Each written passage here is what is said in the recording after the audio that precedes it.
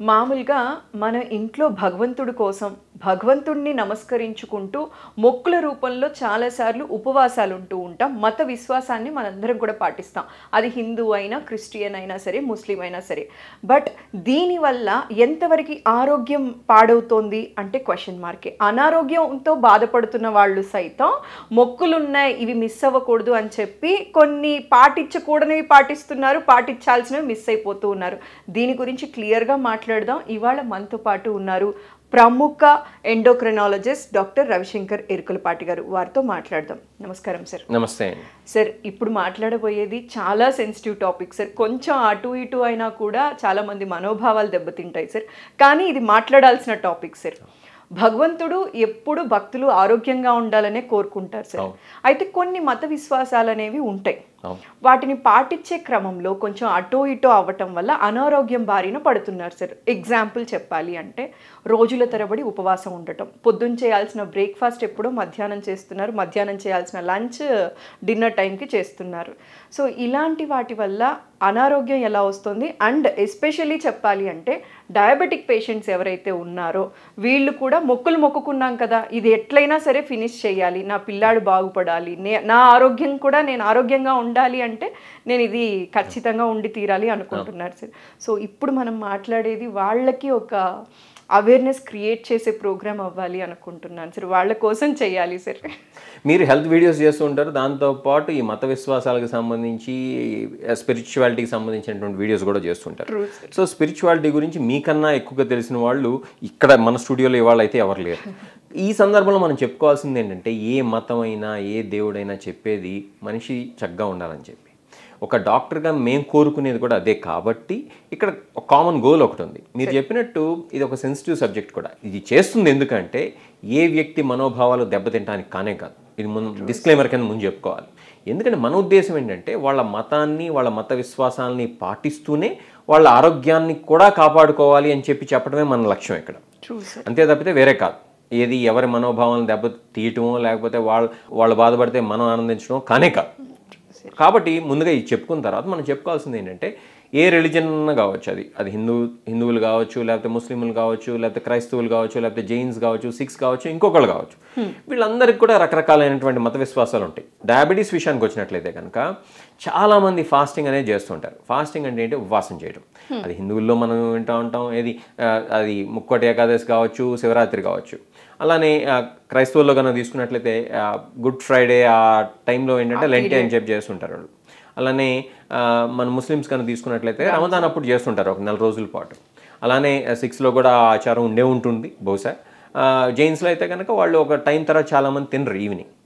దీనివల్ల ఆరోగ్యం దెబ్బతింటుందని డైరెక్ట్గా అయితే నేను చెప్పను. కానీ డయాబెటీస్ ఉండేటువంటి వాళ్ళలో కొన్ని పరిస్థితుల్లో మాత్రం, ముఖ్యంగా వాళ్ళు డయాబెటీస్కి మందులు కనుక వాడుతున్నట్లయితే కనుక కొన్ని రకాలైనటువంటి దుష్ప్రభావాలు కలగచ్చు. ముఖ్యంగా లో షుగర్ అనేది కావచ్చు. ఎందుకంటే మనం పొద్దున, మధ్యాహ్నం, రాత్రి మందులు వేసుకునేటువంటి అలవాటు ఉంటే ఇది షుగర్ కోసం అని చెప్పి వీళ్ళు కనుక ఆ బ్రేక్ఫాస్ట్ టైం సరిగ్గా చేయనట్లయితే, లంచ్ కనుక సరిగ్గా టైంకి చేయనట్లయితే, లేకపోతే లంచ్ స్కిప్ చేసేసినట్లయితే, బ్రేక్ఫాస్ట్ స్కిప్ చేసేసినట్లయితే ఏమవుతుందంటే ఆ టైంలో లో షుగర్ అయ్యేటువంటి అవకాశం ఎంతైనా ఉంటుంది. లో షుగర్ అనేది మహా ప్రమాదకరమైనటువంటి పరిస్థితి. కాబట్టి ఎట్టి పరిస్థితుల్లో లో షుగర్ కాకుండా చూసుకోవాలి. ఇటువంటి వాళ్ళు ఏం చేయాలి? వీళ్ళనంత వరకు ఉపవాసాలు చేయకూడదు. మేము అదే చెప్తూ ఉంటాం పేషెంట్స్ వచ్చినప్పుడు కూడా. మీ నమ్మకాలను మీరు పాటించండి, కానీ ఎలా పాటించాలి అని అంటే అది మీ ఆరోగ్యాన్ని దెబ్బతీసేంతగా కాదు, మీకు చెడు జరిగిపోయి హాస్పిటల్ అడ్మిట్ అయ్యేంతగా కాదు. అది కూడా మీకు అలాంటి విశ్వాసాలు ఉంటే నేను సేఫ్గా అటువంటి ప్రాక్టీసెస్ ఎలా చేయొచ్చు అనేటువంటి విషయాన్ని కూడా మీరు మీ డాక్టర్లతో డిస్కస్ చేయమని చెప్తూ ఉంటాం. అప్పుడు మీ డాక్టర్ ఏం చేస్తారు? అసలు మీరు అలా చేయటం సేఫా కాదా? ఇప్పుడు ఒక 4 గంటలు లేట్గా తింటానండి ఇవాళ ఒక్కరోజు, నా షుగర్ అంతా చాలా కంట్రోల్లో ఉంది, నేను వాడే మెట్ఫార్మిన్ ఒక ట్యాబ్లెట్నే కదా అని అంటే దానివల్ల పెద్ద ప్రమాదం ఉండకపోవచ్చు. కానీ ఇంకొక ఎగ్జాంపుల్ తీసుకుందాం. ఒక వ్యక్తి కనుక ఇన్సులిన్ మీద ఉండి ఆ ఇన్సులిన్ కూడా బేసల్ బోలస్ రెజీమ్ అయ్యి 4 సార్లు ఇన్సులిన్ వేసుకుంటూ, అలానే కిడ్నీ ప్రాబ్లమ్స్, హార్ట్ ప్రాబ్లమ్స్ ఉండి అటువంటి వ్యక్తి కనుక బ్రేక్ఫాస్ట్, లంచ్, డిన్నర్గా ఇంకా ఒక రోజు ఈ రోజల్లా నేను ఉపవాసం ఉంటాను, రాత్రి మాత్రమే ఎప్పుడో తింటాను, లేకపోతే అర్ధరాత్రి మాత్రమే తింటాను కనుక అనుకున్నట్లయితే ఆ వ్యక్తికి లో షుగర్ అయ్యేటువంటి ప్రమాదం చాలా ఉంటుంది. కాబట్టి వీటన్నిటిని మనం పరిగణలో తీసుకోవాలి.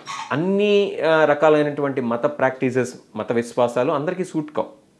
కాబట్టి ఒకే మతంలో ఉండేటువంటి ఏ ఇద్దరు వ్యక్తులైనా సరే వాళ్ళ ఆరోగ్యాన్ని బట్టి మాత్రమే వాళ్ళు పాటించాలి తప్పితే మనం అరే నమ్ముతున్నాం ఇది, దీనివల్ల మనకి డెఫినెట్గా మంచి జరుగుతుంది అనేటువంటి విశ్వాసం ఉంటే మంచిదే.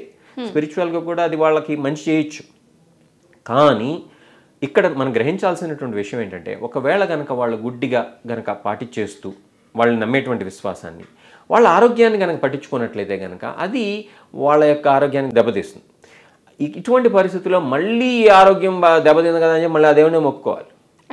కాబట్టి ముందే ఆ ఆరోగ్యం దెబ్బతినకుండా వీళ్ళు కనుక చిన్నపాటి జాగ్రత్తలు కనుక తీసుకున్నట్లయితే, లేదా మనకి సూట్ కావు ఏవైతే కావో హెల్త్ పరంగా అటువంటి ప్రాక్టీసెస్ కనుక మనం కనుక పాటించినట్లయితే అసలు ఎలాంటి ప్రమాదం ఉండదు. అటు మనం మతాన్ని గౌరవించిన వాళ్ళు అవుతాం, ఇటు మన ఆరోగ్యాన్ని సంరక్షించుకుంటూ కూడా సాధ్యపడుతుంది. ఇది అన్ని మతాలకి వర్తిస్తుంది. నేను ఆమె ప్రాక్టీసింగ్ హిందూ, నేను ఒక హిందువుని. అంత మాత్రాన హిందూ మతంలో ఉండేటువంటి అన్ని బిలీఫ్స్ని, మా మదర్ విషయానికే వస్తాను, ఆమె డయాబెటీస్ లేదు, కానీ ఆమె కనుక నేను సాయంత్రం దాకా తిన్ను అని అంటే కనుక నేను ఊరుకోను, ఎందుకంటే ఆమె వయసు రీత్యా. ఓకే, అలానే ఇంకొక ఎగ్జాంపుల్ కూడా చెప్తాను మీకు. చాలామంది ఈ యొక్క ఫాస్టింగ్ తర్వాత ఫీస్టింగ్ కూడా చేస్తారు. అంటే మనకు తెలియకుండా ఇప్పుడు అసలు విషయానికి వచ్చారు. పరమాన్నం ఉంటుంది అక్కడ, జిలేబీ స్వీట్ ఉంటుంది, లేకపోతే పులిహార ఉంటుంది. అంటే హిందువులు ట్రెడిషనల్ ఫుడ్స్ కన్నా తీసుకున్నట్లయితే ఇంకా బొబ్బట్లు ఉంటాయి, ఇంకా రకరకాలైనటువంటి ఫుడ్స్ ఉంటాయి. ఇవన్నీ చూస్తే అయితే ప్రోటీన్ కంటెంట్ తక్కువగా ఉంటుంది, కార్బోహైడ్రేట్ కంటెంట్ ఎక్కువగా ఉంటుంది. కార్బోహైడ్రేట్ కూడా ఏంటి, అన్నం దీనికి సంబంధించిన పదార్థాలు ఎక్కువ ఉంటాయి, దానివల్ల ఏంటి షుగర్ ఢమ్ అని పెరిగిపోతా ఉంటాయి. సో ఫాస్టింగ్ ఫీస్టింగ్ ఇంతసేపు బ్రేక్ ఇచ్చి ఒకటేసారి తీసుకోవడం వల్ల అదేంటి అప్పుడు దాకా లో షుగర్ అవ్వచ్చు. ఈ ఫీస్టింగ్ మొదలుపెట్టిన తర్వాత, పూజ తర్వాత మనం తీసుకునేటువంటి ఆహారం వల్ల బాగా ఒకేసారి పెరగవచ్చు. కాబట్టి అప్పుడు కూడా మనం మితంగా తీసుకుంటాం, అది కూడా బ్లడ్ షుగర్ లెవెల్స్ని మానిటర్ చేసుకుంటాం, ఇట్లాంటివి చేస్తూ ఉండాలి. ఇది రమదాన్ అప్పుడు కూడా వర్తిస్తుంది, ఎందుకంటే అది అయిపోయిన తర్వాత చాలామంది ఏంటంటే తెలియకుండా డయాబెటీస్ ఉండేటువంటి వాళ్ళు కూడా ఈ యొక్క ఫీస్టింగ్ అనేది చేస్తూ ఉంటారు. అది రకరకాలైనటువంటి పదార్థాలతో, అది బిర్యానీ వల్ల కావచ్చు, ఇంకోటి కావచ్చు. అలానే మనం కనుక వేరే మతాలు తీసుకున్నట్లయితే క్రిస్టియన్స్, వాళ్ళు కూడా అంతే, కేక్స్ కావచ్చు, ఇంకోటి కావచ్చు. కాబట్టి నేను చెప్పొచ్చేది ఏంటంటే, ఏ మతమైనా సరే మితంగా తీసుకుంటాం అనేది చాలా ఇంపార్టెంట్ ఆరోగ్యపరంగా చూసినట్లయితే. ఇక్కడ ఇంకొకటి చూస్తే మనకి రంజాన్లో స్లీప్ కూడా డిజార్డర్ అనేది వచ్చేస్తుంది కదా సార్, లైక్ టైమింగ్. అంటే ఏమవుతుందంటే, ముస్లిమ్స్ ఎవరైతే ఈ యొక్క రమదాన్ మంత్లో ఫాస్టింగ్ చేస్తారో వాళ్ళు ఆ యొక్క పవిత్ర గ్రంథాల్లో ఏవైతే చెప్పారో అవి పాటించాలి. కాబట్టి వాళ్ళు ఏం చేస్తారంటే నమాజ్ చేయటం, అది లేట్ నైట్ నమాజ్ ఉంటుంది యూజువల్గా వాళ్ళకి. దానివల్ల పాపం నిద్ర కూడా చాలా తక్కువ ఉంటుంది వాళ్ళకి. వాళ్ళు ఏంటి, కొంతమంది అయితే 3-4 గంటలు 5 గంటలు మాత్రమే పడుకుంటారు ఇది ఆ మాసం మొత్తం. దానివల్ల కూడా హెల్త్ దెబ్బతినవచ్చు. కాబట్టి వీటన్నిటిని కూడా పరిగణలోకి తీసుకోవాలి. సో వాళ్ళు అది రంజాన్ మంత్ తరువాత ఇమీడియట్గా జాగ్రత్తలు తీసుకొని ఒక 1 or 2 months అట్లా ఏదైనా చేసి రమదాన్ అప్పుడు కూడా అసలు మన హెల్త్ పర్మిట్ చేస్తుందా లేదా అని చెప్పి మాత్రమే మనం కన్సిడరేషన్లో తీసుకుంటూ అటువంటి చేయాలని చెప్పి ఒక డాక్టర్కి నా విన్నపం. ఇప్పుడు మనం లాజికల్గా తీసుకుందాం. ఇప్పుడు అగ్నోస్టిక్స్ ఉన్నారు, అసలు లేకపోతే తీస్తున్నారు, వాళ్ళు ఏంటి దేవుడు ఉన్నాడో లేదో తెలియదు అంటారు, లేదా అసలు దేవుడు లేడని చెప్పి అంటుంటారు. వాళ్ళ ప్రకారం చూసుకున్నట్లయితే కూడా నేను చెప్పొచ్చేది ఏంటంటే, ఇక్కడ దేవుడు ఉంటే నేను చెప్పేది కరెక్ట్ అని చెప్తాడు. ఎందుకు, నీ ఆరోగ్యాన్ని చెడుగా చూసుకోమని చెప్పి ఏ దేవుడు చెప్పడు, పట్టించుకోవద్దని అసలే చెప్పడు. నా పేరు చెప్పుకొని మీరు అనారోగ్య బారిన పడొద్దని అసలే చెప్తాడు ఏ దేవుడైనా సరే. ఒకవేళ లేడనుకోండి, అగ్నోస్టిక్స్ లేకపోతే ఎథీస్ చెప్పినట్టు అసలు గొడవలే. ఇప్పుడు నేను ఏ రకంగా చూసినా నేను చెప్పొచ్చేది ఏంటంటే, మీ విశ్వాసం ఏదైనా సరే, మీ మత విశ్వాసాలు, మీ మతం ప్రకారం మీరు చేయాల్సినటువంటి ప్రాక్టీసెస్ ఏవైనా సరే, దయచేసి మీ ఆరోగ్యాన్ని చెడగొట్టుకోవద్దని మాత్రమే చెప్తున్నాను నేను ఇక్కడ. అంతే తప్పితే ఏ మతాన్ని మనం కించపరిచేటువంటి ఉద్దేశం నేనే లేదు, మరొక్కసారి చెప్తున్నాను ఇక్కడ. ఎందుకంటే ఒక డాక్టర్గా నేను చెప్పాల్సింది, లేకపోతే ఆ మాట కోసం మీ డాక్టర్లు అందరూ చెప్పేది కూడా ఒకటే, మీ రిలీజియస్ బిలీఫ్స్, మీ ప్రాక్టీసెస్ చాలా ఇంపార్టెంట్. కానీ అట్ ద సేమ్ టైం మీ హెల్త్ని కూడా మీరు పరిరక్షించుకోవాలి. మీరు ఎలాంటి మందులు వేసుకుంటున్నారు, ఆ మందులు మీకు ఇది ఫాస్టింగ్ చేసేటప్పుడు సరిగ్గా సెట్ అవుతాయా లేదా. ఈ ఫీస్టింగ్ అనేది వద్దు, అది మితిమీరి ఏది తినకూడదు, ఎంత తీగా ఉన్నా, ఎంత బాగున్నా, ఎంత టేస్ట్ బాగున్నా కూడా. సో ఇటువంటి జాగ్రత్తలు పాటించాలి. సార్ ఇంకొకటి, మనం ఎటు ఈ మొక్కులు వీటి గురించి మాట్లాడుతున్నాం కాబట్టి కాలి నడుకున్న కొండలకి గుట్టలకి ఇట్లా వెళ్తూ ఉంటాను సార్. అంటే చిన్న టెంపులే ఉంటుంది ఊరి చివరన, అక్కడ అంటే మనకి మామూలుగా మిగతా టెంపుల్స్లో ఉన్నట్టుగా కూడా ఉండదు సార్, రాళ్ళు ఇవన్నీ ఉంటాయి. అలాంటి ప్లేసెస్కి వెళ్ళాలి అనుకున్నప్పుడు డయాబెటిక్ పేషెంట్స్ ఎంత జాగ్రత్తగా ఉండాలి సార్? ఇప్పుడు చాలామంది తిరుమలకి కాలినడకని వెళ్తూ ఉంటారు, నేను కూడా వెళ్ళినండి, నాకు డయాబెటీస్ లేదు అదృష్టవశాత్తు. అలానే శబరిమల వెళ్తుంటారు. అలానే ఇంకా మీరు చెప్పినట్లయితే చిన్న చిన్న ఊళ్ళలో కూడా ఊరి చివరి జాతర జరుగుతూ ఉంటుంది, లేకపోతే ఊరి చివర కొండ మీద గుట్ట మీద గుడి ఉంటుంది. దాని మీదకి వీళ్ళు వెళ్తూ ఉంటారు. వెళ్ళినప్పుడు ఏం చేయాలి, వీళ్ళు ఎక్కువ దూరం నడుస్తున్నారు కాబట్టి శారీరక శ్రమ కింద వస్తుంది కాబట్టి డయాబెటీస్ పరంగా చూసినట్లయితే వీళ్ళకి లో షుగర్ అయ్యేటువంటి ఆస్కారం ఉంటుంది. కాబట్టి ఏం చేయాలి, వీళ్ళు బ్లడ్ షుగర్ లెవెల్ని చెక్ చేసుకోవాలి. అలానే వీళ్ళు ఒక కాంప్లెక్స్ కార్బోహైడ్రేట్ ఉండేటువంటి పదార్థాన్ని ఒక అరటిపండు ఏదో తీసుకోవాలి. వీటన్నిటికీ సంబంధించి వాళ్ళు డాక్టర్లతో కూడా డిస్కస్ చేసుకోవాలి. ఓకే, దీనికి సంబంధించి డాక్టర్లుగా మా యొక్క బాధ్యత ఏంటి, ఎడ్యుకేట్ చేయడం. మీలాంటి మీడియా ద్వారా కావచ్చు, లేకపోతే మీరు రాసేటువంటి ఆర్టికల్స్ ద్వారా కావచ్చు, ఏదైనా ఈ టీవీ షోస్ ద్వారా కావచ్చు, ఈ జనసామాన్యత ఎవరైతే ఉన్నారో వాళ్ళని ఎడ్యుకేట్ చేయడం కూడా మా బాధ్యత. సో ఎడ్యుకేట్ చేయడం మా బాధ్యత, వాళ్ళు తెలుసుకుంటా అనేది కూడా వాళ్ళ బాధ్యత. అంతేగాని మనం పట్టించుకోకుండా డయాబెటీస్ మందులు వాడుతున్నా, ఇన్సులిన్ వాడుతున్నా కూడా మేము కాలినడకను వెళ్తామని చెప్పి కొంతమంది వెళ్తుంటారు. సో లో షుగర్తో పాటు ఇక్కడ ఇంకో డేంజర్ కూడా ఉంది. ఏంటంటే కాలినడకను వెళ్ళేటప్పుడు డయాబెటిక్ న్యూరోపతి అని ఉంటుంది. అంటే ఏంటంటే కాళ్ళకి స్పర్శ తెలియదు, ఎందుకు నరాలు దెబ్బతింటాం వల్ల డయాబెటిక్ న్యూరోపతిలో. దానివల్ల ఏమవుతుంది, చెప్పులు లేకుండా వెళ్ళినప్పుడు బయట ఎండగా ఇప్పుడే సమ్మర్ అయిపోయింది మీకు తెలుసు. సో ఆ సమ్మర్లో ఏమవుతుంది, కిందంతా బాగా వేడిగా ఉంటుంది, అది రోడ్డు కావచ్చు లేకపోతే రాళ్ళు కావచ్చు. కాబట్టి ఈ డయాబెటిక్ న్యూరోపతి ఉండేటువంటి వాళ్ళకి స్పర్శ తెలియదు కాబట్టి బొబ్బలు ఎక్కిపోతాయి, కాళ్ళకు పుళ్ళు పడుతూ ఉంటాయి. అలానే సూదిగా ఉండేటువంటి రాళ్ళు దిగుతూ ఉంటాయి కాళ్ళల్లో. అలానే కొబ్బరి చెప్పులు దిగచ్చు, అలానే గాజు పెంకులు లాంటివి దిగచ్చు. ఏ రకంగా చూసినా సరే చెప్పులు లేకుండా అయితే డయాబెటీస్ ఉండేటువంటి వాళ్ళు ఎక్కడికి వెళ్ళకూడదు. సాక్స్ లాంటివి వేసుకో. ఇంతకుముందు మనం మాట్లాడుకుంటూ ఉన్నాం. వాళ్ళు ఏం చేయాలి, వాళ్ళకి ఆ రిలీజియస్ బిలీఫ్ ఉంటుంది కాబట్టి, దేవుడి మీద నమ్మకం ఉంటుంది కాబట్టి చెప్పులు లేకుండా వెళ్ళకూడదని నాలంటోడు చెప్తున్నాడు. కాబట్టి ఈ రెండింటికి నడుమధ్య ఏం చేయాలి, వీళ్ళు థిక్ సాక్స్ ఏవైతే ఉన్నాయో బాగా థిక్ సాక్స్ లాంటివి వేసుకున్నట్లయితే ఇది ఆ కొద్ది దూరం మాత్రం, అప్పుడు ఆ కాళ్ళలో ఏం దిక్కకుండా ఉంటాం. అలానే ఆ స్పర్శ తెలియనట్లయితే కనుక ఆ వేడి అనేది కాళ్ళకి ఎఫెక్ట్ కాకుండా ఉంటాం కూడా అవ్వచ్చు. కాబట్టి ఇటువంటి చిన్నపాటి జాగ్రత్తలు పాటించాలని మాత్రమే మేము చెప్పేది. అలానే హజ్ యాత్రలకు వెళ్ళినప్పుడు కూడా ఇదే పరిస్థితి ఉంటుంది. ప్రదక్షిణాలు అక్కడ చేస్తూ ఉంటారు. అలానే వాళ్ళు ఏంటంటే సకాలంలో ఆహారం తీసుకునేటువంటి పరిస్థితులు ఉండకపోవచ్చు. ఇటువంటి చిన్నపాటి జాగ్రత్తలు తీసుకున్నట్లయితే అది హజ్ యాత్ర కావచ్చు, తిరుమల కొండ ఎక్కడం కావచ్చు, శబరిమల యాత్ర కావచ్చు, లేకపోతే ఇంకొక దీక్ష కావచ్చు.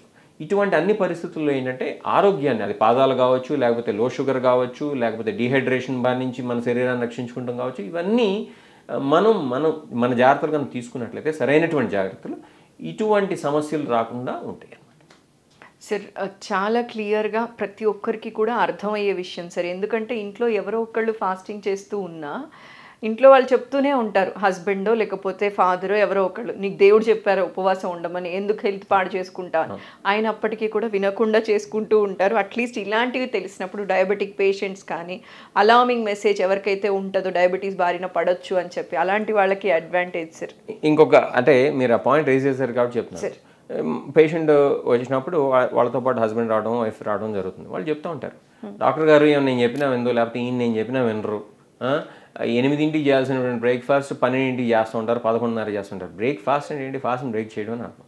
అంటే ఏంటి, మీరు పొద్దున్నే లేచి 7:30కో 8ంటికో బ్రేక్ఫాస్ట్ టిఫిన్ అనేది చెప్తూ ఉంటాం, సర్వసాధారణంగా వాడేటువంటి మన కొలోకియల్ లాంగ్వేజ్లో.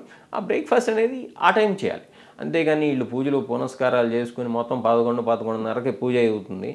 మీకు అలాంటి పూజల మీద నమ్మకం ఉంటే ఎర్లీగా లేగవండి, ఇది 5ంటికి లేగవండి, ఆ పూజ అనేది 7:30కి 8ంటికి అవగొట్టుకోండి, 8ంటికి మీరు బ్రేక్ఫాస్ట్ చేయండి. అంతేగాని పూజలు చేసి దేవుళ్ళని నిద్రపోతున్న వాళ్ళని లేపి వీళ్ళు మాత్రం తినకుండా ఎక్కడో 11:30-12ంటికి వీళ్ళు కనుక బ్రేక్ఫాస్ట్ చేస్తే లో షుగర్ అవ్వదా, ఆరోగ్యం దెబ్బతిందా, కడుపులో మంట రాదా? కాబట్టి పూజలే ఇక్కడ మనం చేయాల్సినటువంటి బ్రేక్ఫాస్ట్. ఇంకా మంచిది ఏంటంటే అసలు మీకు ఆ నమ్మకమే ఉంటే, ఇది ఒక 2 గంటలు నేను 3 గంటల్లో నేను ఒక దేవుణ్ణి వరుసపెట్టి స్తోత్రాలు చదువుతా, ఇది పూజలు చేసుకోవాలనుకుంటే తినేసి చేసుకోండి, మందులు వేసి చేసుకోండి. అంతేగాని నేను కఠినమైనటువంటి ఉపవాసం ఉంటానంటే ఆ లో షుగర్ అయితే మళ్ళీ ఆ దేవుణ్ణి మీరు ప్రార్థించాలి.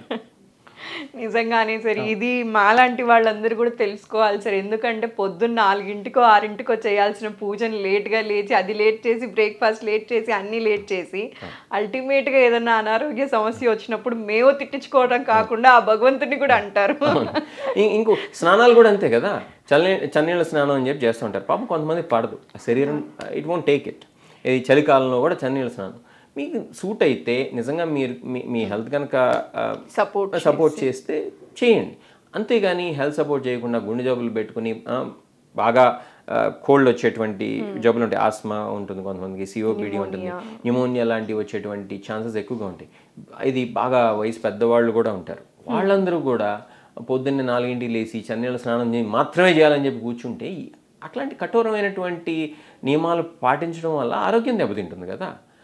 అది నా విన్నపం మాత్రమే. చాలా వ్యాలిడ్ పాయింట్ మాట్లాడారు సార్. అందరూ కూడా తెలుసుకోవాల్సిన పాయింట్. నాకు సార్తో మాట్లాడిన తరువాత అర్థమైన విషయం ఏంటి అంటే, ఓవరాల్గా ఈ వీడియో ద్వారా కన్వే చేయాలి అనుకున్న విషయం ఒకటే అండి, మీరు హెల్త్ని పాడు చేసుకోకండి. మన ఆచారాలు మనం పాటించాలి, మన మతం చెప్పింది మనం ఖచ్చితంగా వినాలి, కానీ మన ఆరోగ్యాన్ని దృష్టిలో పెట్టుకొని మాత్రమే మనం వాటిని పాటించాలి. ముఖ్యంగా డయాబెటిక్ పేషెంట్స్ ఎవరైతే ఉంటారో వీళ్ళు చాలా జాగ్రత్తగా ఉండాలి. అండ్ ఉపవాసాల పేరుతో ఆడవారు, మహిళలు ఎస్పెషల్లీ పొద్దున తినాల్సిన బ్రేక్ఫాస్ట్ మధ్యాహ్నానికి స్కిప్ కొట్టి, మధ్యాహ్నం తినాల్సిన లంచ్ ఈవినింగ్కి స్కిప్ కొట్టకుండా ఏ టైంకి ఆ టైం ఎర్లీగా పూజ ఫినిష్ చేసేసుకొని ఎర్లీగా బ్రేక్ఫాస్ట్ చేసి ఆరోగ్యంగా ఉండండి. Thanks a lot sir. నమస్కారం. దేవుడికి, భక్తులకి, మీకు అందరికీ.